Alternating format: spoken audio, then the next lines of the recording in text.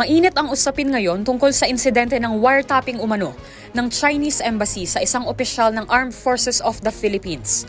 Ayon sa ulat, naglabas ang Embahada ng China sa Maynila ng transcript ng isang unverified phone call sa pagitan ng isang Chinese diplomat at ni Vice Admiral Alberto Carlos, ang dating commander ng AFP Western Command, kung saan tinalakay ng dalawa ang umano'y New Model Agreement sa Ayungin Shoal. Kasalukuyang pinaiimbestigahan ni Pangulong Ferdinand Marcos ang insidenteng ito. At ayon naman sa Senado, ang Department of Foreign Affairs o DFA ang dapat na umaksyon kung mapatunayan mang iligal nga ito. Ano nga ba ang maaaring kaharapin ng mga sangkot sa wiretapping? Ayon sa Republic Act No. 4200 o ang Anti-Wiretapping Act, ipinagbabawal ang pagre-record ng anumang private communication nang walang pahintulot ng lahat ng partido ng komunikasyon. Illegal din maski ang pagtatabi ng kopya at pagtatranscribe ng recording at pagbabahagi ng nilalaman ng komunikasyong ito. Ang sino mang lumabag dito ay maaaring makulong ng hindi bababa sa 6 na buwan at hindi hihigit sa 6 na taon. At kapag ang napatunayang may sala ay isang pampublikong opisyal, bukod sa pagkakakulong ay maaalis din ito sa kanyang pwesto. At kapag ito naman ay isang dayuhan,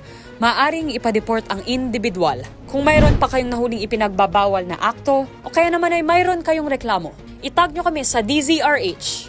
Hoy! Bawal yan!